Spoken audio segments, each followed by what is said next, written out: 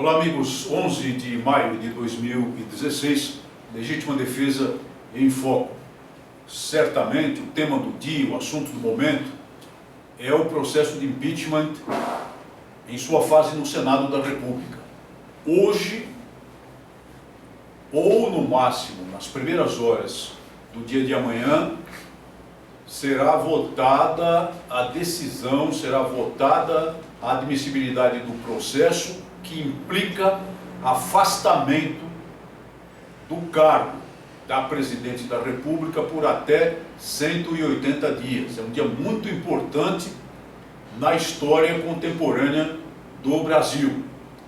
A derrota na Câmara dos Deputados está cristalizada irreversivelmente, apesar da lambança patrocinada pelo presidente interino da Câmara, quando tentou anular a sessão de votação e levantou o país contra ele, ergueu o país contra ele. Sabe-se lá o que o levou a isso, sabe-se lá o que há por trás. Essa história um dia será contada, mas é um fato superado.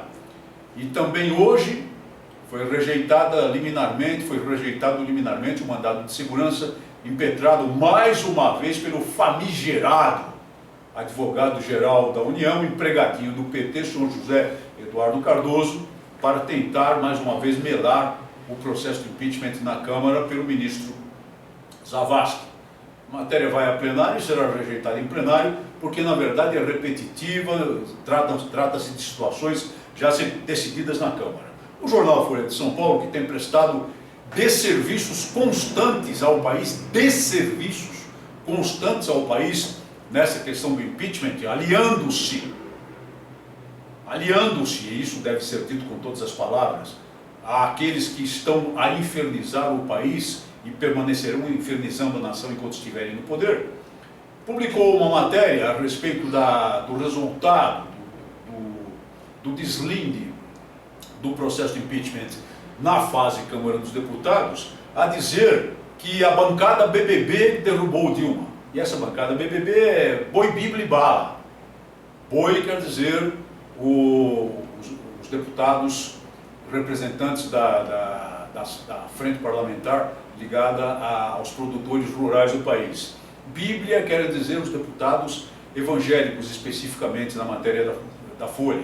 E bala é a chamada bancada da bala, a que eles se referem pejorativamente, ou seja, aqueles parlamentares que, no exercício de suas funções, interessam-se pela matéria de segurança pública e, em especial, o aspecto da legítima defesa das pessoas de bem. Sempre pejorativamente a tentar rotular esses parlamentares mediante essa expressão pejorativa, como se fossem pessoas de índole violenta, pessoas contra a cultura da paz e outras coisas que tentam nos impingir há muitos anos, desde os idos de 1996, nos primórdios do processo político que levou à edição da Lei 9437. Nós não estamos preocupados com a Folha de São Paulo, e eles é que têm que se preocupar com a sua sobrevivência jornalística depois de estarem, nesse período gravíssimo do país, se aliando ao lado que prejudica a nação. Mas vamos aceitar o rótulo aí, que seja, não há problema nenhum em aceitar o rótulo de bancada da bala, e que os parlamentares que nos representam aceitem o rótulo de bancada da bala, e se contribuirmos, como efetivamente contribuímos, com a nossa pressão democrática, legítima, constitucional, para a derrubada dessa maligna personagem do poder, não fizemos mais do que ajudar a nação a se desvencilhar dessa malta que meteu os dentes na carótida do país desde 2002 e que esteve a ponto de destruir completamente, entre outras coisas, a economia do Brasil. Então nós estamos orgulhosos de participar desse processo e de estar na linha de frente, nas trincheiras mais expostas ao fogo do inimigo nessa matéria e nesse bom combate. Mas a Câmara dos Deputados continua suas atividades. E nós temos aqui que comentar 2 projetos de lei apresentados recentemente. E não vamos comentá-los favoravelmente, não. O primeiro deles é o projeto de lei 4.971, de 2016, do deputado Lincoln Portela, que vem mais uma vez com aquela história da marcação das munições. O projeto simplesmente altera o parágrafo 1º do artigo 23 do atual Estatuto do Desarmamento para piorá-lo, exigindo que todas as armas e munições comercializadas no país recebam marcação visível que possibilite a identificação inequívoca do fabricante e do adquirente. Então, cada pessoa, cada atirador desportivo, cada pessoa que tem uma arma de porte para a defesa própria do lar, teria que ser, de alguma forma, identificada na munição comprada numa loja. E como seria possível fazer isso? Jamais seria possível. É inviável e ele sabe muito bem disso. Completamente inviável e ele sabe muito bem disso. Mas pior ainda o texto, ao dizer que isso acontecerá, entre outras informações definidas pelo regulamento da lei. Ou seja, abrindo o caminho para que discricionariamente o Poder Executivo baixe decretos, que discricionariamente o Exército baixe portarias para complicar ainda mais a vida do cidadão comum, da pessoa de bem, porque isso não afeta bandido.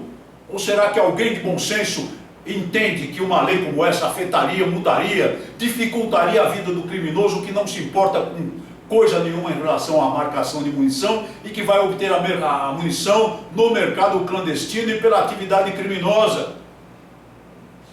Totalmente equivocado, mais uma vez, o deputado Lincoln Portela na sua iniciativa, que merece nosso repúdio e nossa pressão contrária.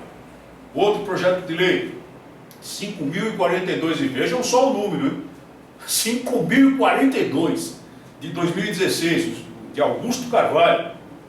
Ele pretende modificar o artigo 14 do Estatuto do Desarmamento, que atualmente tem um parágrafo único, mantendo o texto do caput com a figura do porte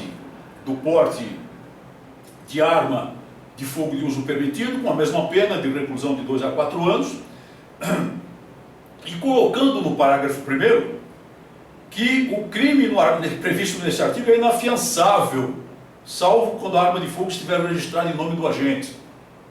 E ele se esquece, ou não teve o trabalho, não teve a diligência de verificar, que nós combatemos seriamente esse dispositivo sobre inafiançabilidade, que é manifestamente inconstitucional, e o derrubamos na ação direta de inconstitucionalidade número 3.112-1 de 2007, com a decisão do Supremo Tribunal Federal naquela ocasião. E vem colocar na lei mais uma coisa que só pode servir para infernizar a vida da pessoa comum que por acaso cometer o deslize de portar uma arma de fogo, às vezes em circunstâncias até de sobrevivência, porque bandido não liga, não dá a mínima para dispositivos desse tipo. Vem reintegrar na lei um dispositivo já declarado inconstitucional para quê? Para nos obrigar, como pessoas comuns, a ir novamente ao Supremo Tribunal Federal, no MADIM, com todos os custos, as dificuldades inerentes a um processo desse tipo. Para mitigar, ele coloca no parágrafo 2º que não importa nas penas da lei quem portar ou tiver em depósito, com péssimo português aqui, ou transportar exclusivamente munição em quantidade insignificante em situação esporádica. Quer dizer, o objetivo dele, na verdade, central, parece ter sido esse: mitigar uma situação quando se tratar de quantidade dita irrisória de munição ou situação esporádica, desde que a arma seja considerada de uso permitido. Então, se era isso, deputado, faça um projeto de lei bem redigido. Não faça um projeto de lei que só vai se abater sobre as cabeças das pessoas comuns. Não queira reintegrar situações de inafiançabilidade que são inconstitucionais, mas que se forem colocadas novamente na lei, vão nos levar à mesma dificuldade de derrubar o dispositivo por meio de ação direta de inconstitucionalidade. O senhor não está a prestar serviço nenhum às pessoas comuns, às pessoas preocupadas com o seu direito de legítima defesa. Está a infernizá-las com um projeto de lei extremamente mal redigido. Retire isso, deputado, e apresente um projeto mais consentâneo com as necessidades reais daqueles que querem apenas o direito de defender a si mesmos, as suas famílias, quem sabe até a vizinhança em determinadas circunstâncias, quando o Estado armado lhes falhar. Muito obrigado por sua atenção e até o nosso próximo programa.